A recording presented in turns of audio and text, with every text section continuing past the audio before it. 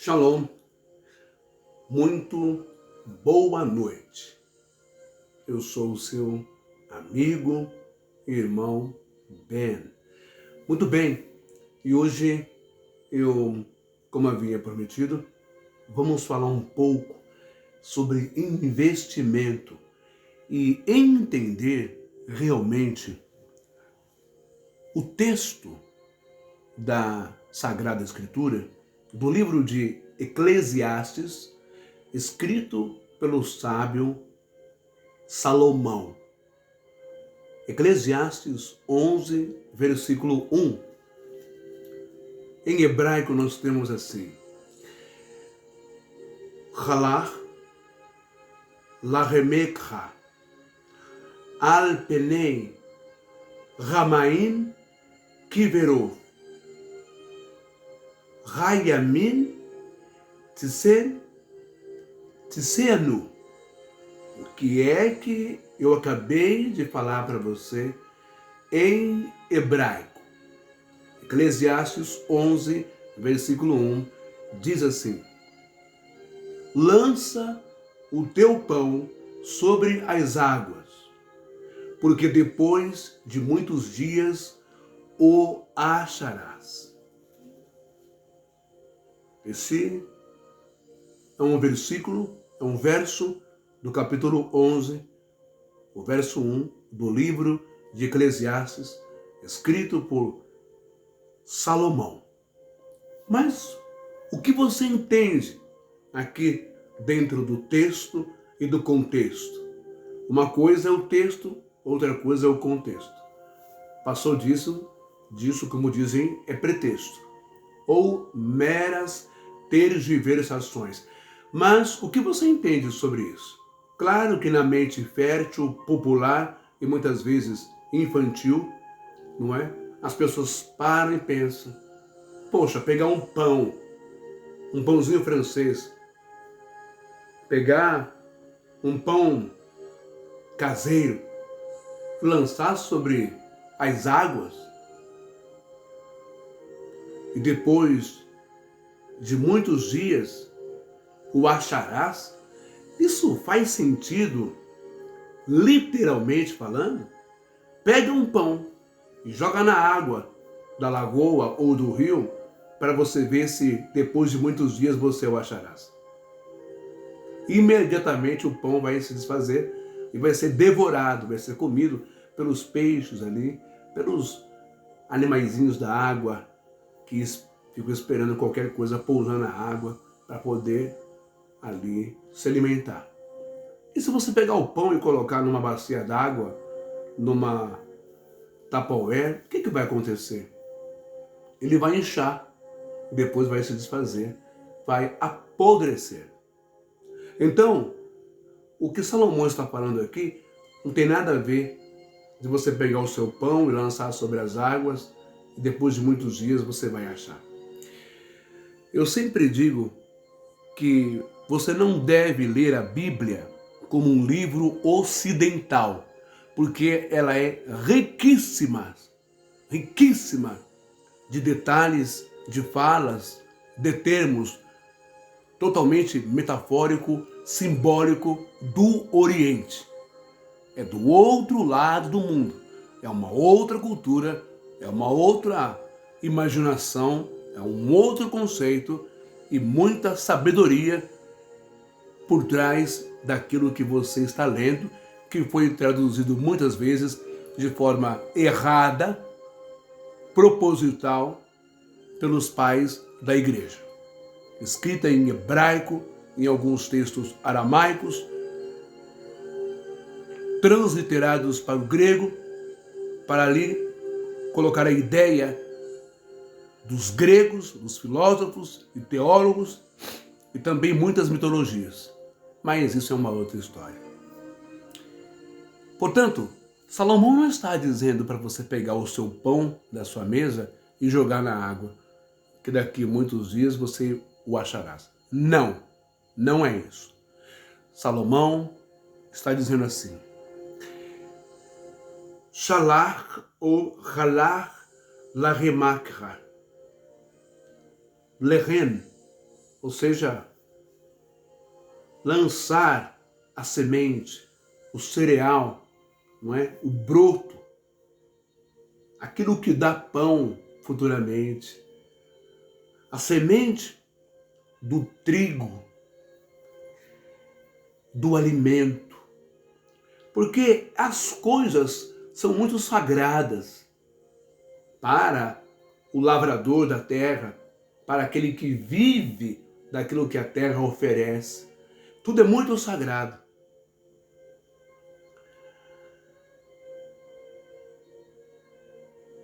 Lança o teu pão sobre as águas. Halach lamecha, la remecha ou lechem. Pão, alimento. Porque depois de muitos dias o acharás. Alpenei ma'in, ramain, água. Kiberou, abundância. Rayamin, timetsaenu, dia, tempo, ano, referências temporais, período, hoje, amanhã, ontem. Timetsaenu, achar, alcançar. Salomão está usando a linguagem dos povos de sua época, camponeses e agricultores, agrícolas, porque Israel, Jerusalém, Palestina, é uma região desértica, uma região de muito sol, onde o indivíduo, para ter o seu alimento oriundo de um lançamento, oriundo de um plantio, de um investimento sobre a terra, não poderia lançar as sementes do trigo ou as sementes de qualquer outra espécie de planta cujos frutos nos dá alimento em qualquer tempo, em qualquer terra, em qualquer época. Observava-se então a vinda da chuva ou o período das chuvas para poder abrir a terra, arar a terra, jogar a semente, crescer o trigo e do trigo colher os seus frutos, amassar, fazer a farinha e da farinha o pão, da farinha o alimento.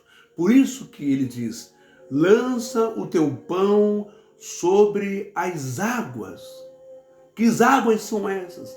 As águas oriundas da chuva que cai sobre a terra, que alaga, que vai com a força da vida da água germinar as sementes, produzir os caules, as raízes, a planta, absorver os minérios que essa planta precisa, daquilo que a terra dá.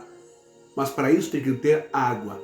Por isso, lança o teu pão, lança a semente, lança sobre as águas que, depois de muitos dias, o acharás.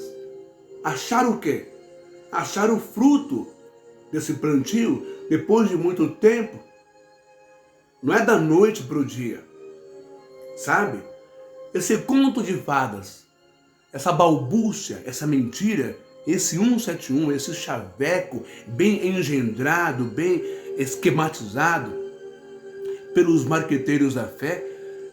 Faça um voto, pague o dízimo, propósito, sacrifício, que amanhã mesmo Deus vai colocar na sua conta. Deus vai pagar as suas dívidas, vai limpar o seu nome, sua vida vai mudar. É isso, é aquilo outro. Contrata-se atores de que era pobre na rua, que não tem estudo, não tem administração, não tem RH, não tem curso técnico, não tem contabilidade, não tem uma faculdade, e de repente o cara de lixeiro passou a ser micro, mega, multimilionário, multiempresário. Você acha mesmo que Deus tiraria uma pessoa que não frequenta a igreja, que não toma ceia, que não come pão, não é? Que não paga dízimos, que não segue rituais e usos e costumes de uma religião? Você acha mesmo que Deus não deixaria essa pessoa, não permitiria, interviria na vida dessa pessoa profissional? Porque ela não vai no sistema religioso, ela não paga dízimo, ela não toma ceia, ela não é batizada, ela não frequenta, ela não contribui com a igreja, com a denominação, e só por isso, mesmo que ela se esforce, mesmo que ela faça a faculdade, que ela estude, que ela se profissionalize, que ela rale a vida inteira, só porque ela é ateu, ele é ateu, ele não vai ter oportunidade de ser um empresário, um microempresário, um milionário? Você acredita mesmo nessa ladainha, nessa mentira, nesse conto de fadas? Claro que Deus nunca faria isso, o Eterno. Porque o próprio Yahushua ou Yeshua, Jesus, disse que Deus é justo. No mesmo quintal em que caem os raios do sol, do justo, também cai no quintal do injusto. Os que se autodenominam filhos de Deus, salvos da religião, no mesmo quintal que cai o sol e a chuva do assembleiano, do metodista, do batista, do presbiteriano, do católico, assim como cai no quintal deles o sol e a chuva, também cai no quintal do ateu, também cai no quintal daqueles que não são de religiões de matriz cristã, do candomblecista, do umbandista, do seixonoíta, do budista, para Deus. A natureza segue a sua regra, a natureza segue o seu ciclo maravilhoso, sem olhar com discriminação e preconceito, sem furtar, sem roubar, sem enganar ninguém. Portanto, se o ímpio ou o ateu levantou 4:30 da manhã, foi lavrar a terra, semeou, foi prudente, como a história das formiguinhas e a cigarra, ou o gafanhoto, o grilo, que elas trabalham o ano inteiro, elas colheram no verão, armazenaram, no inverno não passaram fome, mas o grilo só pensava em cantar, pular, vagabundear pela vida. E no frio ele passou fome, não tinha sua moradia. Da mesma forma que a chuva cai no quintal do ímpio, também cai no quintal do justo. Da mesma forma que a chuva cai no quintal do ateu, também cai no quintal daquele que crê em Deus. A diferença é que muitas vezes existe um jargão, existe um adágio muito mal feito, popular no meio do gospel dos evangélicos, que dizem que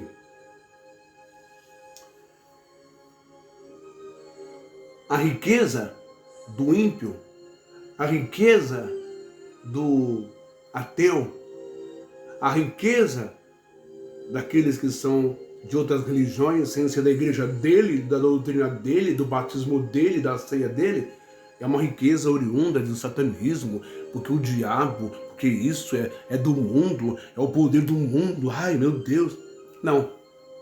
Se um cara ateu levanta às 4:30 da manhã e vai arar a terra, e vai semear, e vai trabalhar até 4:30 da tarde, 5 horas da tarde, se ele tem a vida regrada, se ele sabe separar e dividir as coisas nessa matemática da vida, é claro que ele vai ter renda, ele vai ter fruto, ele vai ter prosperidade, ele vai ter abundância, independente se ele crê ou não em Deus. Deus não interfere na sua vida laboral, secular. Deus não interfere. Mas o homem interfere. Os religiosos interferem. Os verdadeiros devoradores, migradores, pulgão, aruga, os homens da religião, os pastores, os padres, a religião, a igreja interfere. E muito você vai saber agora como que você perdeu o dinheiro até agora. Como você perdeu o tempo numa paranoia. Ficou parado num espaço-tempo da tua vida, que poderia ter sido muito mais bem aproveitado. O seu dinheiro poderia ter sido muito mais bem investido. Você poderia estar agora usufruindo, gozando, vivendo, aproveitando dos investimentos que ao invés de você fazer no Tesouro Direto, no banco, em finanças, num projeto, num sonho. Você teve o teu sonho, os teus projetos consumidos pelo migrador, pelo devorador, que são os pastores dessa nação brasileira. Vamos entender essa linguagem. Shalach Lahem Ikrach, ou Lehem, Al Penei Ramaim Kiveroth, Rayamin Tin Tzayenu. Lança o teu pão sobre as águas, porque depois de muitos dias o acharás. Quais os seus investimentos de hoje? A minha esposa, antes de começarmos essa transmissão, estávamos conversando e ela disse que os antigos, ou seja, a mãe, o avô, os avós dela dizia, sempre ensinou, eles sempre pontuaram isso. Na casa, aos filhos, aos sobrinhos, aos netos. O seguinte, seja qual for o valor que for, reserve, separe sempre 10% e guarde para uma urgência, para a sua velhice, para um sonho, um projeto seu. Olha o que os antigos já falavam. Lembrou essa palavra? 10%? Guardou? Você vai entender. A pergunta que eu quero fazer para você, como que você entende? Você tem entendido o texto bíblico e o contexto de Eclesiastes 11? Ou você tem subentendido? Você tem quase entendido, uma pequena percepção. Costumo dizer que um bom salva-vidas é o bom nadador. Eu não entro num rio e nem em uma lagoa e fico nadando só na superfície. Não. Eu preciso saber o que tem abaixo da superfície desse rio, dessa lagoa.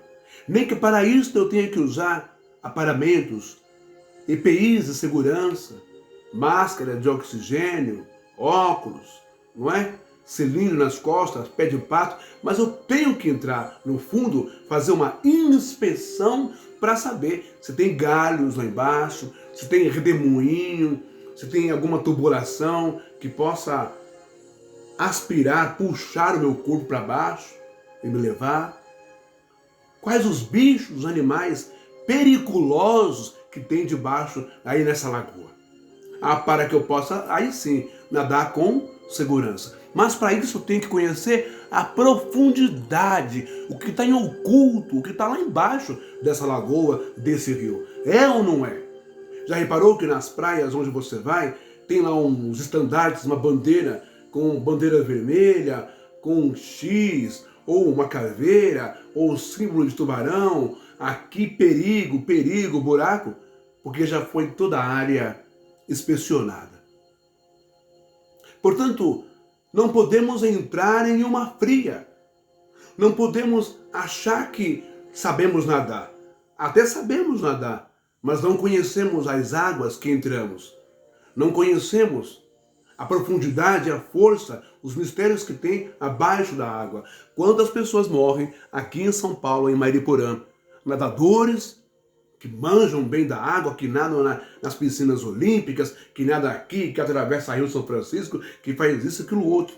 Quando vai nadar em Mariporã, nessas grandes represas, acha que sabe tudo, que pode tudo, que é o Aquaman da parada. Nada, submerge, volta para a superfície, mergulha e de repente é levado por um redemoinho, é levado pela força das águas. Portanto, você nadar só na superfície é moleza, ficar ali nadando, curtindo, mas isso não garante a você que o fundo, abaixo da superfície, não haja perigo. Perigo de morte, de afogamento, de sucção, de aspiração por uma tubulação, por uma corrente. Ou animais, ou galhos, dejetos lá embaixo, lixo, pedras. Está entendendo? Então vamos lá. O que você tem feito com o seu dinheiro? Semente que gera pão, que gera planta, que gera trigo, que gera grãos, que gera farinha, que gera bolo, pão, massa. O que você tem feito? Onde você tem lançado a tua semente? Você pode me explicar?